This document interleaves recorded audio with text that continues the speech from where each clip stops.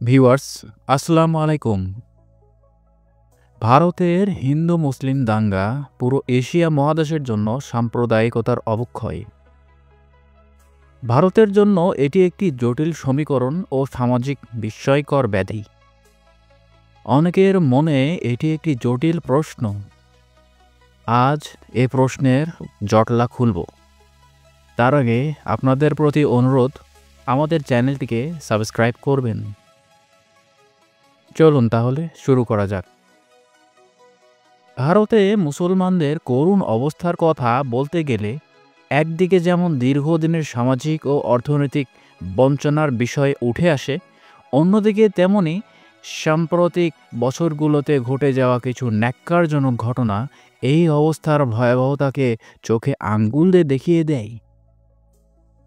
Asia মহাদেশের এই দেশটিতে প্রায় ২০ কোটি মুসলমানের বসবাস, যা মোট জনসংখ্যার প্রায় ১৪%। অথচ সরকারি চাকুরিতে মুসলমানদের অংশগ্রহণ ৩%-এরও নিচে। এটি প্রমাণ করে ভারতে কতটা মুসলিম জনগোষ্ঠী নিষ্পেষিত।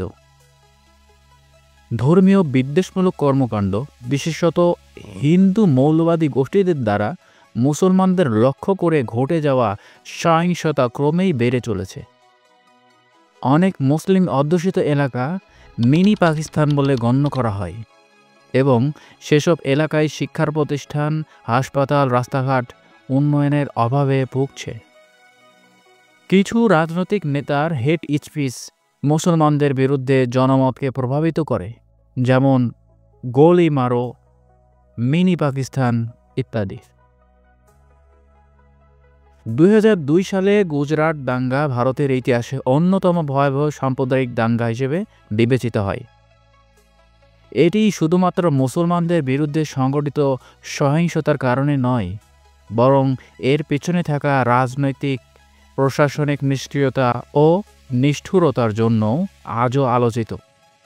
২৭ ফেব্রুয়ারি ২০০২ গোধরা স্টেশনে সাবরমতী এক্সপ্রেস ট্রেনের একটি বগিতে আগুন লাগে, যেখানে হিন্দু ধর্মীয় সংগঠন কর সেবক এর সদস্যরা ফিরছিলেন অযোধ্যা থেকে। এই ঘটনায় ৫৯ জন হিন্দু যাত্রী মারা যান। সরকার দাবি করে এটি ছিল পূর্ব পরিকল্পিত একটি মুসলিম হামলা, যদিও পরে এই নিয়ে নানা বিতর্ক ও তদন্ত হয়। পরদিন থেকে গুজরাট জুড়ে মুসলমানদের ওপর ব্যাপক সহিংসতা ছড়িয়ে পড়ে, বিশেষ করে আহমেদাবাদ, বারোদা, গোধরা ও মেহসানা জেলায়। সহিংসতায় প্রায় ২,০০০-এরও বেশি মুসলিম নিহত হন। তৎকালীন গুজরাটের মুখ্যমন্ত্রী ছিলেন নরেন্দ্র মোদি। প্রশাসনের বিরুদ্ধে অভিযোগ ওঠে যে তারা ইচ্ছাকৃতভাবে মুসলিমদের রক্ষা করেনি এবং পুলিশ নিষ্ক্রিয় ছিল। বহু আন্তর্জাতিক সংগঠন ও মানবাধিকার সংস্থা এটিকে রাষ্ট্রীয় মদতপুষ্ট গণহত্যা বলে আখ্যা দেয়। মোদির বিরুদ্ধে মামলা হয়েছিল, কিন্তু ২০১২ সালে এসআইটি জানায় যে তার বিরুদ্ধে যথেষ্ট প্রমাণ নেই। এর জের ধরেই যুক্তরাষ্ট্র ২০০৫ সালে নরেন্দ্র মোদিকে ভিসা দিতে অস্বীকৃতি জানায়, যা ছিল এক ঐতিহাসিক ঘটনা। এই ঘটনার পরপরই আবার ২৮ ফেব্রুয়ারি আহমেদাবাদের নরদা পটিয়া অঞ্চলে ৯৭ জন মুসলমানকে নির্মমভাবে হত্যা করা হয়। বহু নারীকে ধর্ষণও করা হয়। ভবন, দোকান, মসজিদে আগুন লাগিয়ে ধ্বংস করে দেওয়া হয়। গর্ভবতী মহিলা কৈশার বানুকে ধর্ষণের পর তার গর্ভে থাকা শিশুসহ কেটে ফেলা হয়। এটি নরসীমাহীনতার চূড়ান্ত দৃষ্টান্ত হিসেবে ইতিহাসে কুখ্যাত। অনেক নারীকে গণধর্ষণ করে আগুনে ফেলে পুড়িয়ে মারা হয়, শিশুদের মাটিতে আছড়ে মারা হয় বা জ্যান্ত পুড়িয়ে ফেলা হয়। ভারতে মুসলমানদের নিপীড়িত হওয়ার ইতিহাস অনেক পুরনো। ১৯৪৬ সালে মুসলিম লীগের পৃথক রাষ্ট্র পাকিস্তানের দাবিতে ডাইরেক্ট অ্যাকশন ডে ডাকে। এতে বহু মুসলিম ও হিন্দুরা একে অপরের বিরুদ্ধে দখল ও হত্যায় জড়িয়ে পড়ে। সেখানে মাত্র ৪ দিনে ৪,০০০-এরও বেশি মানুষ নিহত হয়। এরপর 1983 সালে ভোটার তালিকা থেকে মুসলিমদের বাদ দেওয়ার প্রতিবাদে উত্তেজনায় 6 ঘন্টার মধ্যে প্রায় 5,000 মুসলমান হত্যা করা হয়। বহু নারীকে গণধর্ষণ করে পুড়িয়ে মারা হয়।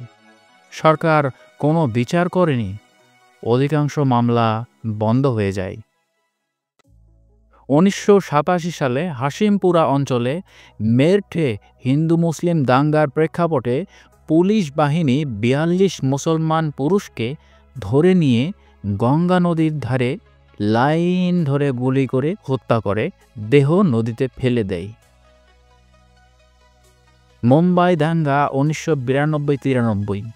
বাবরি মসজিদ ভাঙ্গার প্রতিক্রিয়ায় প্রায় 1000-এরও বেশি মানুষ নিহত হয়, যার অধিকাংশই ছিল মুসলমান। গরুর মাংস বা গরু পাঠার সন্দেহে 2015 থেকে 2021 মুসলমানদের পিটিয়ে হত্যা করা হয়। অথচ ভারত পৃথিবীর দ্বিতীয় গরুর মাংস রপ্তানিকারক দেশ। মোহাম্মদ আকলাক 2015 গরুর মাংস রাখার গুজবে পিটিয়ে হত্যা করা হয়। পেহলু খান 2017 রাজস্থানে গরু পরিবহনের দায়ে গণপিটুনিতে হত্যা করা হয়। তাবরেজ আনসারি 2019 ঝাড়খণ্ড ঘণ্টার পর ঘণ্টা মারধর করে জয় শ্রীরাম বলতে বাধ্য করা হয় এবং পরে তার মৃত্যু হয়। ভারতের ইতিহাসে হিন্দু মুসলিম সহিংসতা মানবিকতার বিরুদ্ধে একের পর এক লঙ্ঘন হয়ে উঠেছে।